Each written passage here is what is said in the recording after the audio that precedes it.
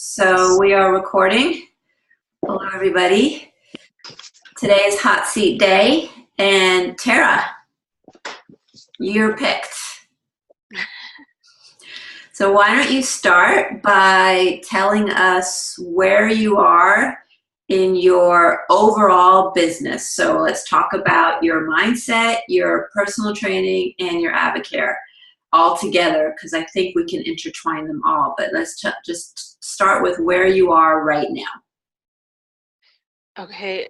Like as in total income, bringing in income, is that what you want to know, or what do you mean, like Everything, what you're currently doing, where you are in terms of revenue and clients, okay. what your objectives are, all of it. So with AvaCare, I bring in right around $2,000. With I have 4 personal training clients that bring in about $480, and then I have seven of the mindset online clients that bring in like probably like right around $960. I think they're bringing in. My personal training clients, I don't do anything with AvaCare right now except for what we talked about the other day. Like I'm just in the process of just going out and restarting the business side of it. My personal training, I'm at the studio 2 times a week with these people. Mondays and Fridays, I'm there. And then the online clients, they get 3 workouts a week, emailed to them on our Facebook page on Sunday nights with video demonstrations. And then we have 1 call every week, which like 1 person is getting on right now. And then we have a question and answer on the office hours type on the Facebook page with that. It's kind of where I'm at right now currently. So how much, sorry, go ahead, Jamila. Oh, you go. So what is the monthly revenue for your people that you see in your personal training facility? It's like right around 480, I think. And then what is it for the people that you're doing online with? I think it's like 960 through PayPal. If that's so that was the 960. Yeah, so I think that's the 960. Are you tracking those financials on your budget worksheet consistently? Not the last 2 weeks. I need to get on that this week. It's on the schedule. It's tomorrow afternoon. My focus time tomorrow afternoon is to do budget and bills. Okay. Do you know what your break even is?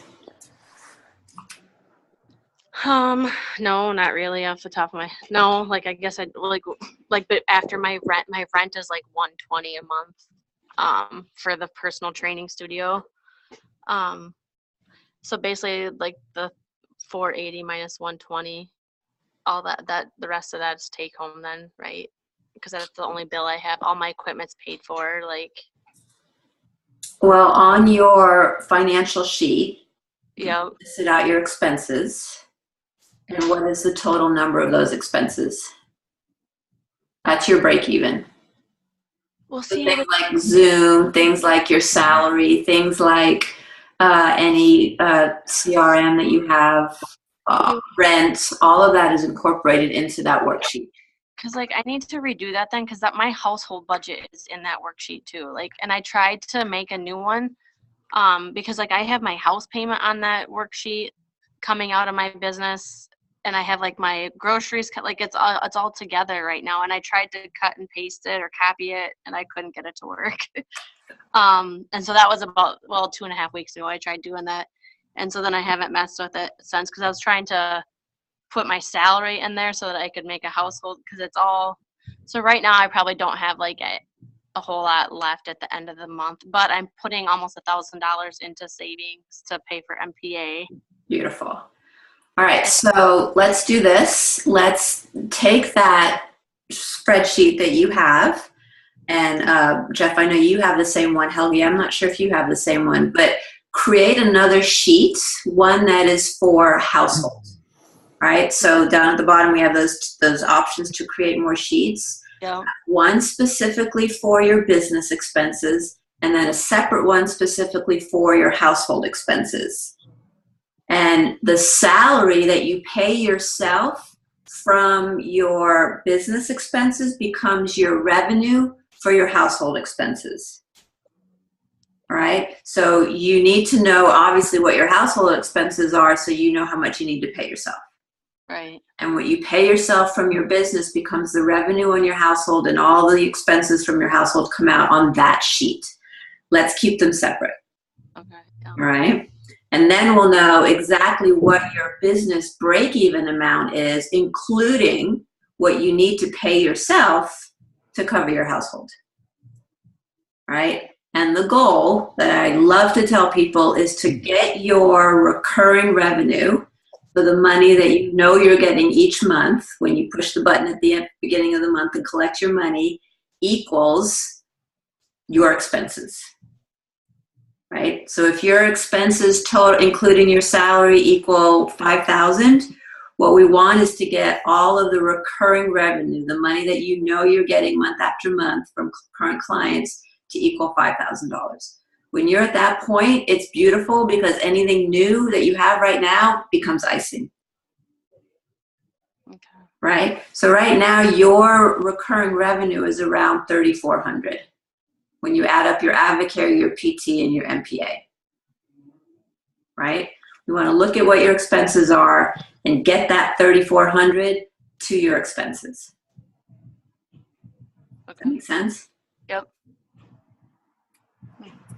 Gary, you want to add anything? No, I missed a number. I have 960 for online. That's MPA. Yep. And then I have 480 for your studio. Yep. Where does the other 2,000 come from? The Advocare. Advocare is your 2,000. All right. So first thing we want to do is understand, get your expenses organized or your finances organized and understand your break-even point. Okay. Then what are your tasks to drive your recurring revenue? What are we going to do to increase your Advocare, your personal training, and your mindset revenue? Can I just add one thing into your personal revenue that I do that helps me out a lot, Tara, when you do your personal P&L, whatever you want to call it? I put as a line item expense is my savings. So you said you put $1,000 aside. I put that as an expense line item on my personal account because it comes directly out of that, of the take home from what I get from my my business account. Okay. Unless you do it the other way. I would actually do it both ways. Have a business savings account and a personal savings account. Yeah, I totally agree. Yeah. I mean, you typically want 3 months of business expenses in your business savings. At least. Better, but the goal is to get to 3 months. That way, if shit hits the fan, if you get hit by a bus or some catastrophe happens, you know that your business is solid for at least 3 months. And the shit hits the fan. And the shit hits the fan. It does. It always does. Which is another reason why it's so beautiful to have your recurring revenue equal your expenses, right? Because if shit does hit the fan, at least you know that you're covered. But if you do get hit by a bus and something would tend to happen and that slowly goes down, you still have your business expenses to fall back on. Okay. So yeah, to Gary's point, savings in your personal and savings in your business. Okay. And remember, I'm sorry to keep adding, not just personal savings, tax savings also. Remember, we talked about Profit That's First. huge. If you all haven't read the book, Profit First, I highly recommend it. I don't know where it is. Where's my Profit First book? Profit First by Michael Michelson is a great financial book to have. And he teaches the concept of it's not revenue minus expenses equal profit.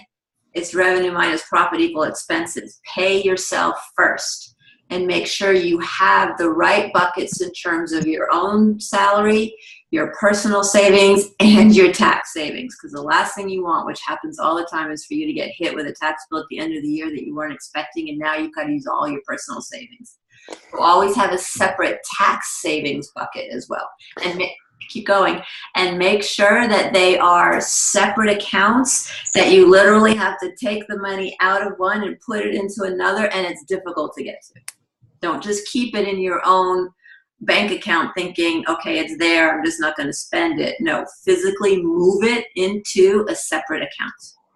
I have one guy that actually has to walk to the bank and make a deposit because he doesn't want to be able to touch that money in any way, and that's how he keeps it completely separate.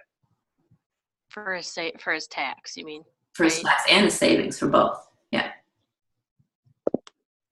So basically I should have 3 different savings accounts. Yeah. That's a personal.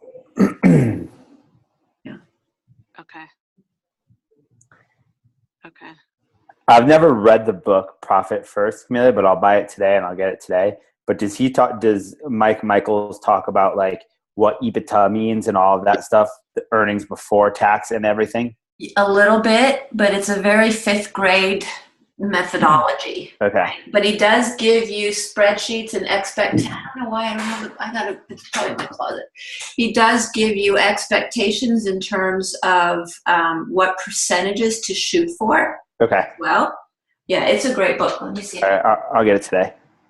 But that's a huge thing. And to get really silly, I'm very silly when it comes to this stuff because I got hit a couple of years by a massive tax bill. And so I become very monotonous about certain things. So just like you said, have a couple different checking accounts or savings accounts where you put your money. I literally have, and this is going to sound silly to a lot of people, but I literally have a vacation account. I literally have a child care account. I literally have a tax account. I literally have an investment account.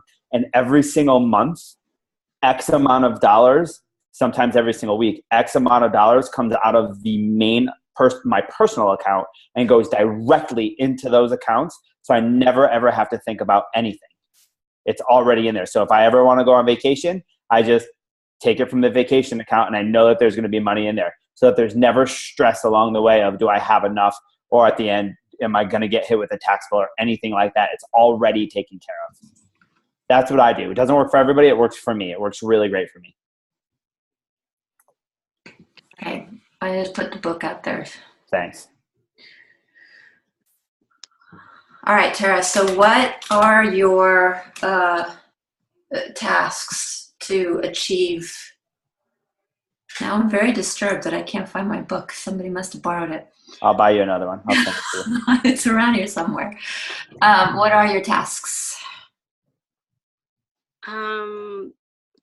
Basic advocare would be to sample people and get people on product. Get people results on the product would be advocare, to sample people. All right, let's stop there for a second and let's get a little more intentional about that. All right, so advocare, the biggest way, the fastest way to drive advocare is through what? Through sampling? Yep, sampling people, yeah, and getting people on product. Okay, and networking, phone calls? Yep, phone call, calling, I guess, like you on downline that I already have. Okay, so and isn't there the 3-on-1? Yeah, it's like a business meeting. Yeah, like where you get together. Okay. Talk about the business side of advocare. Yeah. So let's intentionally set the objectives of the sampling, the calls, and the 3-on-1s per week. I think we did this already, but let's just review it. Okay. So it was like 10 downline phone calls a week and like 3, I think it's 2-on-1 is what it is. It's so 3 of those a week, I think. And then I don't remember what we said for sampling people, but probably like 5 to 10, I don't know, 5 to 10 people samples. I don't know. I don't think we set a number for the samples, but I remember we said 10 phone calls a week for downline to set up 2-on-1s with people. Okay. All right. So those are your intentions, and we want to make sure then that you've got blocked out in your calendar the time to get those specifically done. Right? Yep. Okay. Remember, keep it simple, but keep it consistent. Okay. Got to be consistent. Week after week after week, we need to consistently hit these targets. Okay. Do you know Kelly Calabrese from Isogenics? You all heard that name? Carrie, have you heard that name? Yeah, I talked to her. Yeah, absolutely. Do you know Kelly Calabrese from Isogenics, Tara? No. Well, Isogenics obviously is very similar to an Avocare, and she has a huge Isogenics business, huge.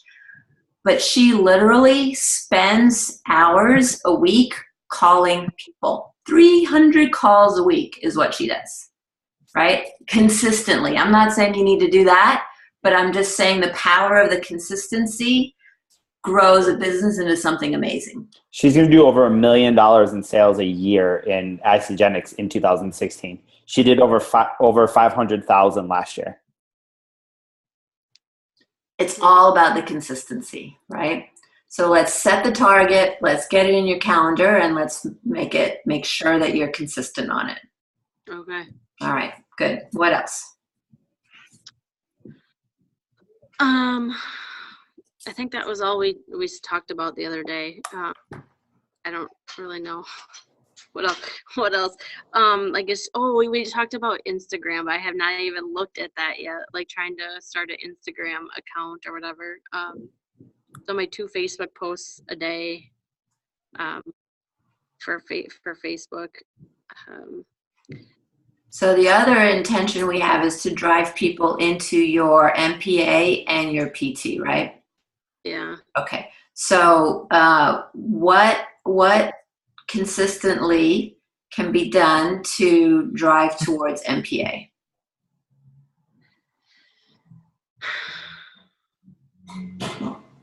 I don't know.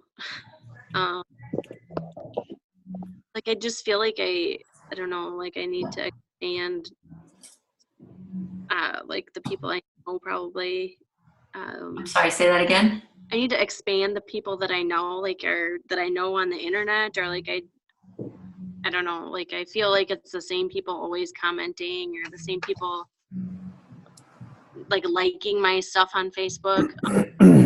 And I need to, I don't know, to expand somehow, like So, how to grow it. So in your sphere of influence, I was not on the call last week, but I listened to it and I thought it was a really great call. And Camellia gave, I think, 7 different things specifically toward you that you could do in order to grow and expand that sphere of influence. And as she was saying that on the call, I was thinking to myself, all Tara needs to do is take one of those at a time. And if you take one of those at a time, that'll help grow your sphere of influence exponentially. And then that's a brand new network for you, right? I think there was like Toastmasters and BNI or BIN. I forget the BNI. Yeah, about an hour drive for those. The BNIs. I looked into the BNIs.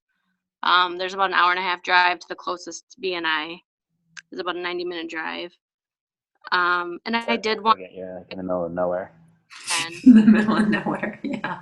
Yeah, no fucking idea where it is. Like, and Toastmasters, You know what works?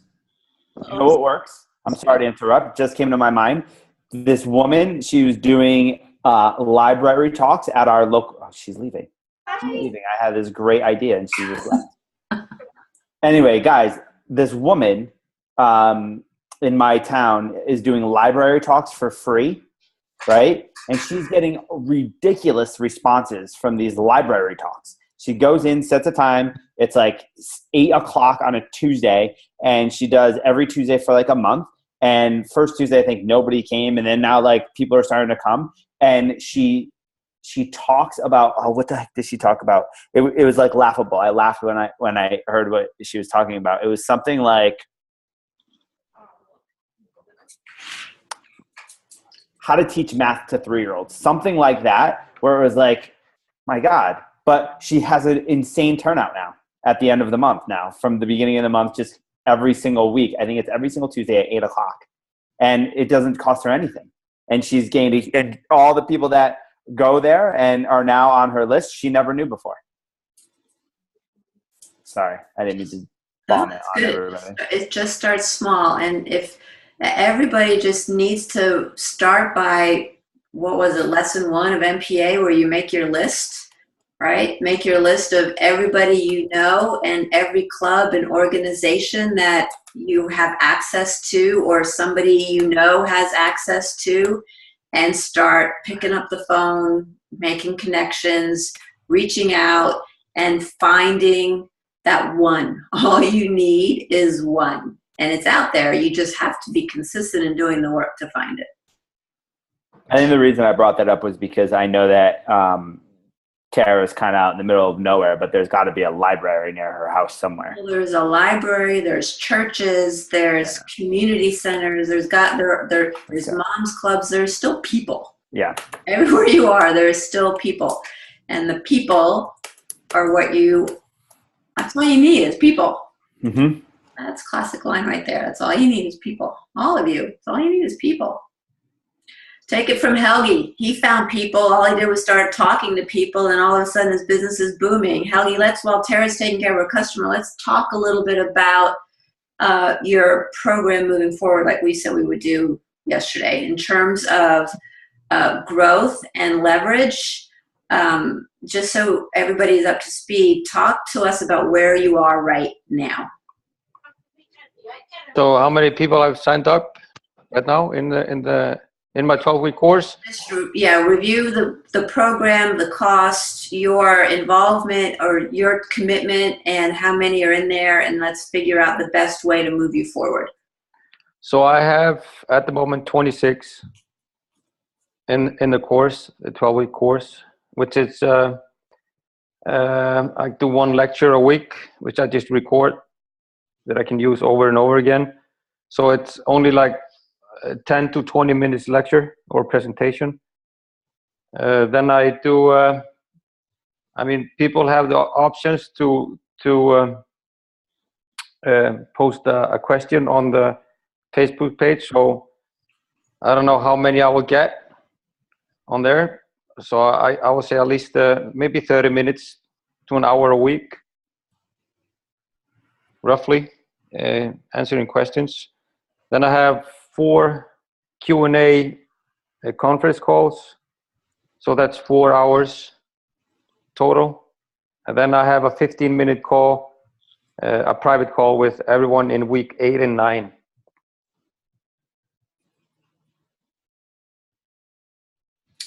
Okay, so we were talking about whether or not to, have a specific start date for each 12-week program, or whether to make it what we call evergreen, where people can just continually buy into the program no matter what week it starts or they start. And I personally feel like it could be an evergreen.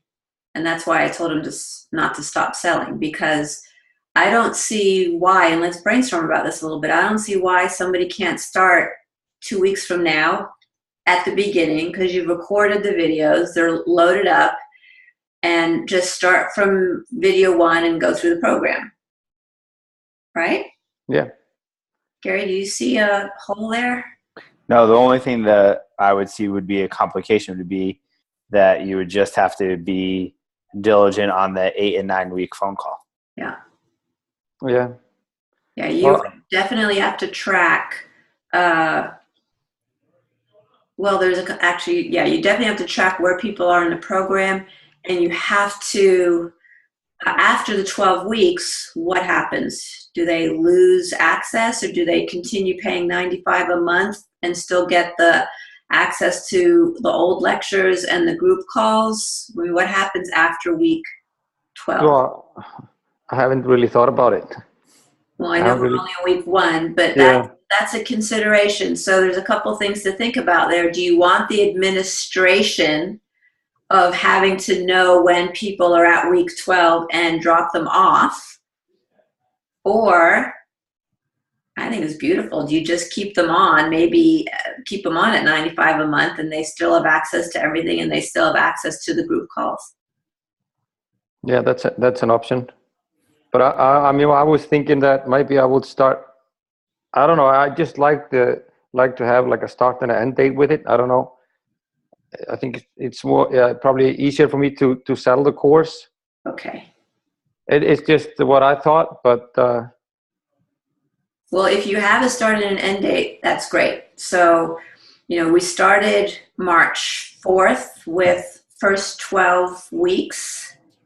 The question then is, when does the next 12 weeks start? And that means you have to stop selling or put people on a wait list, sign them up proactively for your next class.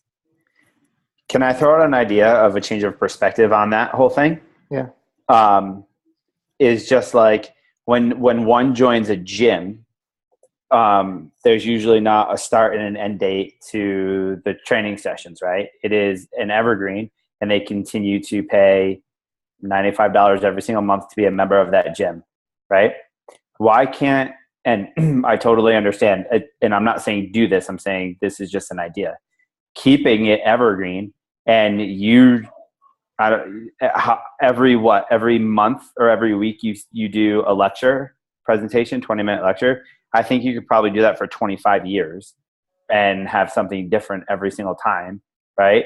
And as long as the people are continuously paying that $95 a month, they're still growing, right? And they're still learning new things, just like as people in a gym. Sometimes they fall off and they don't show up for 3 weeks, but they keep the gym membership because they know it's there because they want to get back on track. So instead of giving it a hard stop and then they don't get back on track, why not let them choose whether or not they want to stay on track or get off track? That's just a perspective thought. Yeah. That's just a thought. That way, then it's like you could have 5,000 people into your program, and it's always reoccurring, and you don't have to. And then you can always have an upsell to whatever. But that's just my thought. Financially, that's much more lucrative, right? Okay. Because we talk again about the recurring revenue. If you can stick recurring revenue at $6,400 a month for the next 12 months or and grow it from there, that's a pretty nice chunk of change adding to your bottom line each month versus continually having to start and stop. Yeah. It's less thought, more leverage. It's less everything. So, but what it's more of, it's more of a way to upsell as well too, right? It's not, okay, this person, their 12th week is up in a week and the other person's 12th week is up in 2 weeks. So I have to make sure that I give them the upsell on this week, and then next week I have to make sure that you could give an upsell anytime you want for as long as you want, whenever you want. This is a problem to have, Helgi. Well, what's going through my mind is that I've outlined the course like the 12 weeks. So I sent out like, this is how I outlined the course for the next 12 weeks. So this is what we do in week 1, and we have an assignment that we have to do in week 1. So I'm just thinking about how I can, if I bring new people in every single time. That's the beauty of being dynamic and fixed-minded, right? So you sent the instructions and the homework out as part of the video, week 1 video, or a separate email, or how is that working? I just posted. I post everything on the closed Facebook page. Okay. So I did the presentation yesterday, and then I did a short video on the assignment. This weekly assignment today. So if I were to start tomorrow, I would get some instructions that say, welcome. Here's you're now in this Facebook group. watch video number 1 and homework assignment number 1, and move on from there. Yeah. It's just, yeah, do it in the correct order and not going ahead of yourself. Yeah, and you could actually, you know, do we have an autoresponder system? Do you have a CRM? Do you have Aweber or Constant Contact? I have Aweber. So what you could do for every new person, create a 12-week autoresponder sequence that gives them the link to that week's lesson and gives them some instructions. And so when somebody signs up, they get tagged as 12-week course person, and they boom, boom, boom, boom every week for the next 12 weeks get this automated email telling them exactly what to do. Okay. And it starts from the day they sign up, because that's how you can set up the autoresponder. There's ways, Helgi. There's ways. Yeah. Yeah, totally. Then I mean, then I just have, then I can't, I'm not able to use the Facebook group as a way to post the lectures on, right? I would just have to do it like with the autoresponder. No, you could still use the Facebook group. Sure. Yeah, but I cannot post the lectures on there, right? Why not? You could put, there's also a file in the Facebook group that you could put everything inside the file. Okay. Yeah. Okay. Yeah. You know, when you want to get really official, I would absolutely recommend you invest in something like a ClickFunnels or a Kajabi and build a real membership site, just like we have for MPI, where the level 1 and the level 2 lessons are. Absolutely. But for right now, I think Facebook works just fine. Okay. Yeah. We'll probably, but does it matter? Not really. I actually have, just because I had to buy something for my other program, my certification, I have Wishlist, I think it's called. And that's a membership site? Yeah, yeah. So you could put all of your lessons and videos in there easily and just drive people there instead of Facebook, and use the Facebook group for, you know, your Q&A and comments and things like that. Okay, yeah. Yeah, and then the thought that comes to my mind is, so $95, you said $6,800. We're at 26 people. Well, I mean, I mean, it depends on the exchange ratio. I think it's more close to 85. I messed up. So let's say $8,500 in, what is today? Thursday, right? So it's Sunday. Wednesday. Is it Wednesday, Thursday? Wednesday. What day is Wednesday? So in 3 days, right? So, like, in my opinion, an evergreen thing, and if you did that in 3 days and you just did it a couple extra times and maybe doubled that, that's, I don't know, you can easily get well over $100,000 in recurring revenue. Yeah. Just on that, right? And I mean, that's a perfect price point for what you're offering, in my opinion. Right? People are, I mean, jumping all over that. Yeah. And the way that it's structured, I think, is a beautiful structure. I think it's an easy, leveraged structure. I really like the membership site. I think that's a good platform to have. Yeah, ultimately, that's where you should be. Yeah. Membership site. I just had one more person sign up, so 27. I just sent a reminder that if that person had time to look at my offer. So Yeah. Nice. So it's great selling. So just make sure you just write that testimonial. No, I gotta keep on selling. Well, how about we just write it, and Helgi, you cut and paste it and email it back to us. God. I'm getting hit at every angle. Good job, Huggy. Yeah, really good job. All right, homeboy. Jeff, how are you? Jeff, how are you?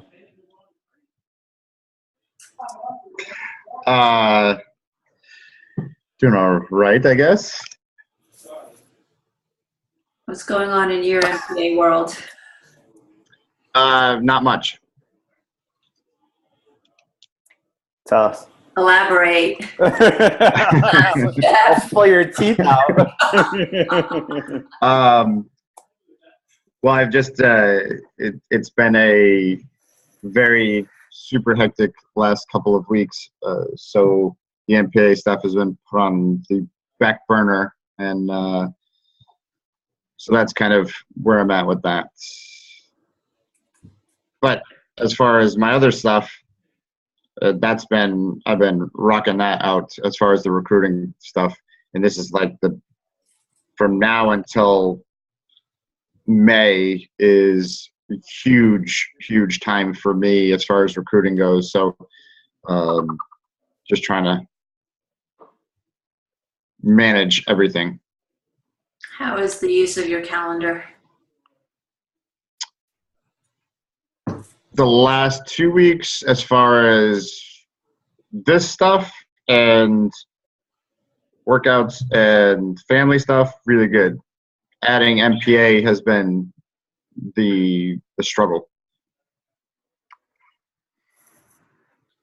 Can I ask? Go ahead, Jeff. Go ahead. No, you go. Ladies I first. remember what I was going to say. Go ahead. Without it being at all about Jeff right now and at all about a comparative mindset, this part's about Jeff, but is MPA an important part of your life?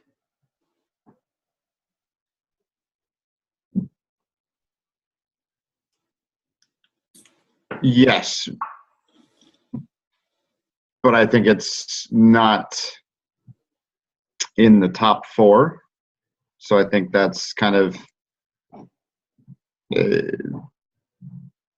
where like it kind of falls. It's not, because right now it's not a money thing. It's not bringing in any money, so it's kind of falls behind a little bit. Do you think that it doesn't bring in money because, and again, this is not. No, I absolutely agree. So do you think it's not bringing in money because you're not focusing on it? Absolutely. So then if we don't focus on that thing, then it won't bring in money, right? Correct. So then in turn, it's always going to be in the lower part of your revenue. Right, because money just doesn't fall in our laps, though, right?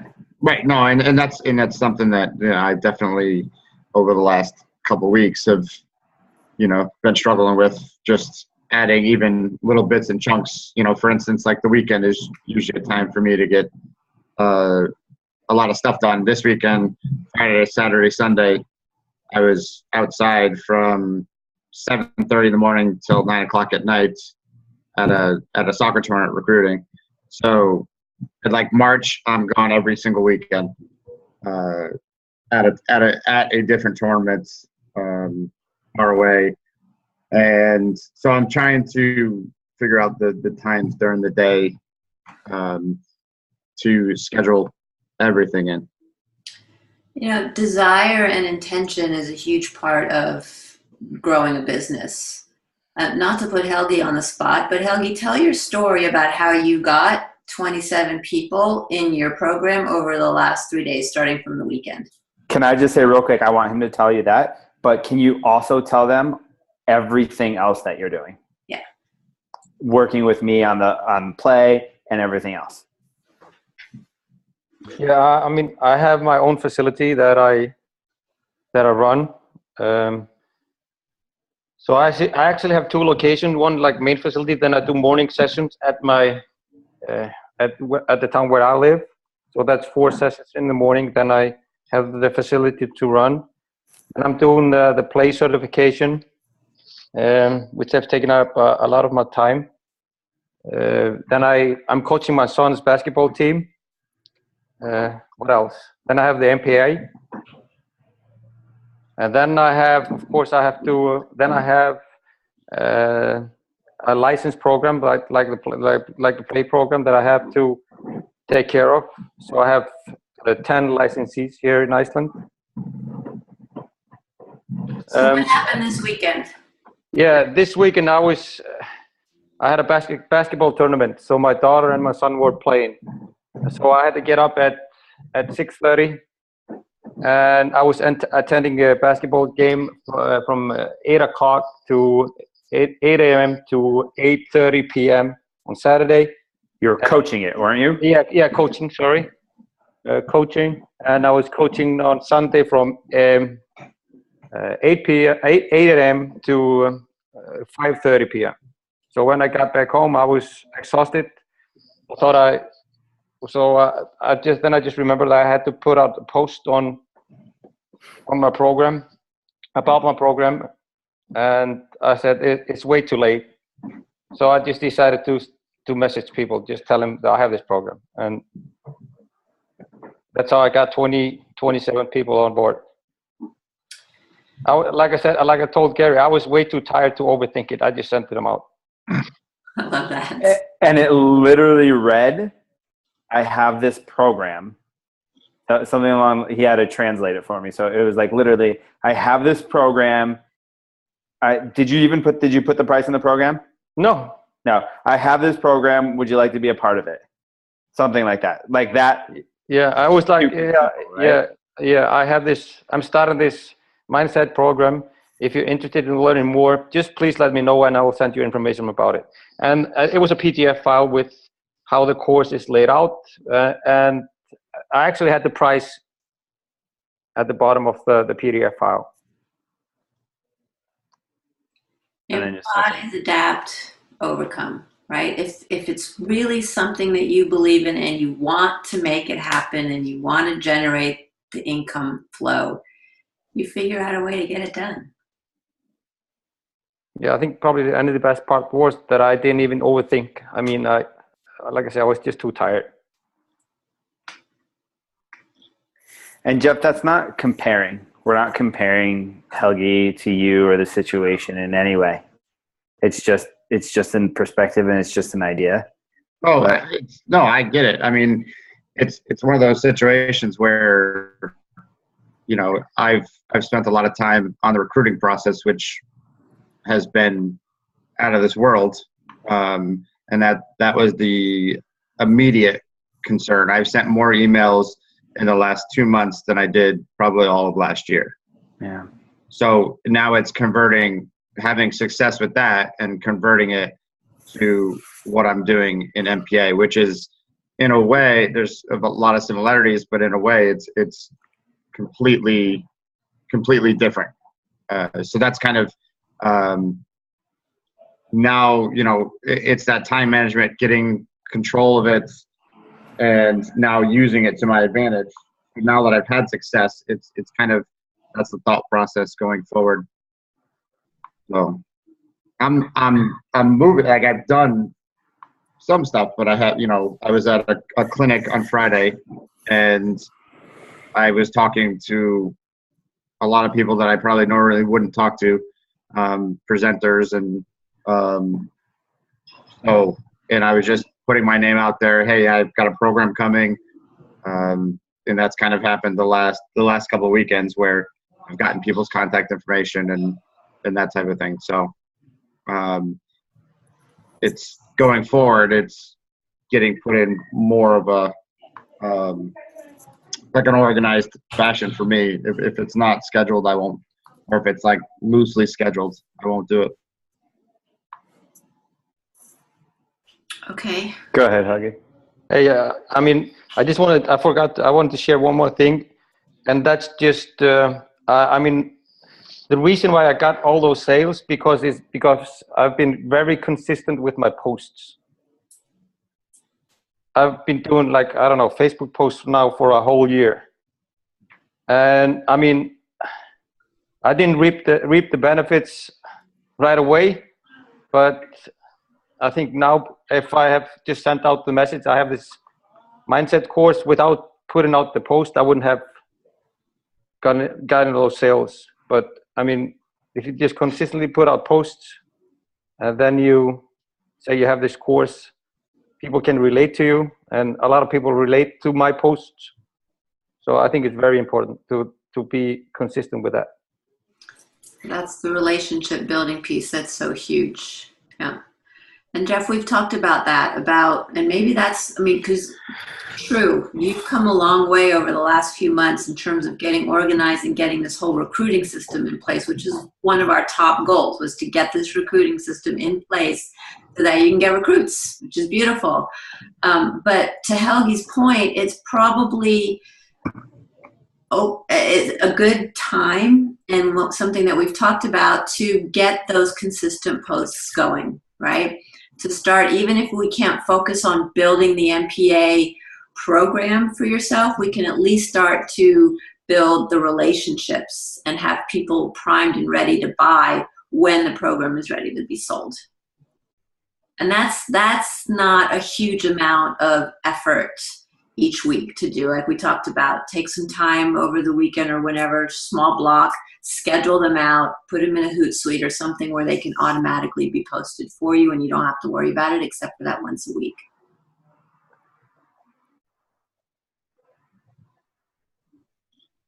I think that's a good, small, consistent step forward for you at this point.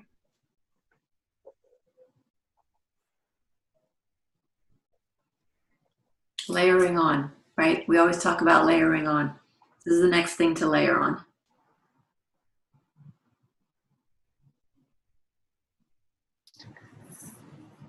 I was talking to a buddy of mine yesterday,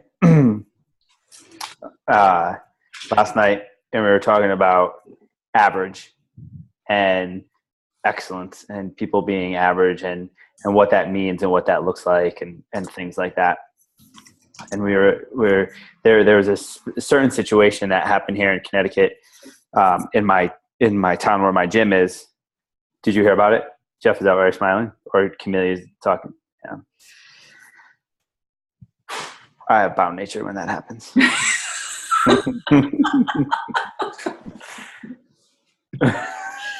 Blow out, Gary. Tell us the story. We want to hear. Tell us. And there was a trainer at Equinox in Greenwich, Connecticut, who was training someone and he was negligent and the client died. Jeez. The client didn't die, he had a stroke, and he sued the Equinox and the trainer for like $14 million in one. Happened like 2 weeks ago. My phone's been ringing off the hook. People have been talking to me like crazy. What is your opinion? What do you think about this? Blah, blah, blah, blah. And last night, a good friend of mine, we were talking about it, and he gave me his thoughts and opinions on people have free will and they should stop when they want. But in my opinion, what things like that, not that particular thing, but things like that, things that we do, especially in an industry like mindset coaching and personal training, where the barrier to entry is so low, right? It becomes people play on that average level. And when you play on that average level, this trainer was an average trainer, right? He doesn't work at Elevate Fitness. He works at, not saying Elevate Fitness is great, it is, but he works at Equinox, which had average trainers at that certain level, and this happened there. The way that it panned out and stuff like that would have never happened at a place that wasn't average, just because of the protocols and the steps and the procedures.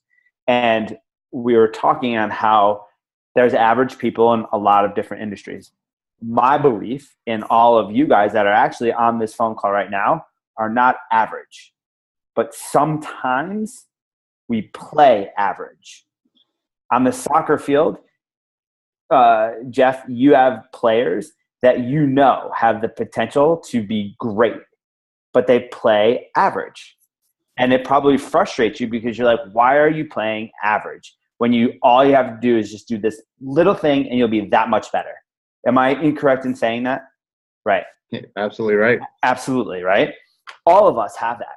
So the long-winded story that I have that probably is irrelevant and means nothing means that let's not do average things. Let's not be average at this stuff. Let's not let your MPA be an average revenue source. Let it be a priority and be above average and be excellent at everything that you do. That's like maybe motivational or whatever. Like, I don't believe that at all. I just believe that that's your mindset and how you should go about every single thing that you do. You shouldn't be an average daddy. You shouldn't be an average husband. You shouldn't be an average anything. I remember I was training one guy who he's on the Fortune 400 list of richest men in the world. And he said to me in his house one day, he said, my mom, and he grew up broke, right? Split family. His mom was dirt poor. And he said to me, my mom told me one thing that I'll never forget. If you're going to make money, make a lot of it or make none of it. If you're going to be a good husband, be a great husband or be a shit husband. Don't be average at anything that you do. Work your best to be at every level, the highest level of what you want it to be, right? So if you're going to do MPA, do that shit. Do it. Don't be average at it, right? And I know that you don't want to be average. So when you look at the soccer player and you're like, Terry, you need to, like, there's so much potential, right? I look at Jeff and I'm like, Jeff, there's so much potential, right? And it's just making sure that you're not being average, that you're actually doing the best that you possibly can. And I'm going on a rant, I'm sorry, and I'll be done with it in a second. When my little girl does homework, when Christina, she does homework and she writes sloppy sometimes, I'm not a jerk to her, but I literally read it and I'm like, this is chicken scratch. I don't say that to her face, but I'm like, Christina, tell me, look at me. And this is the thing that I have, and maybe it's right or wrong, but I'm like, look at me. Because they tend to look all over the place, right? So I'm like, is this, right? I'm like, look at me. Is this the best? Is this the absolute best that you could have written this? And she's like, no. And she does it over. But the more she does it, right, now it's like awesome all the time. And then when it's not, and she hands it over to me, before I even look at it, she takes it back because she knows that it wasn't her best.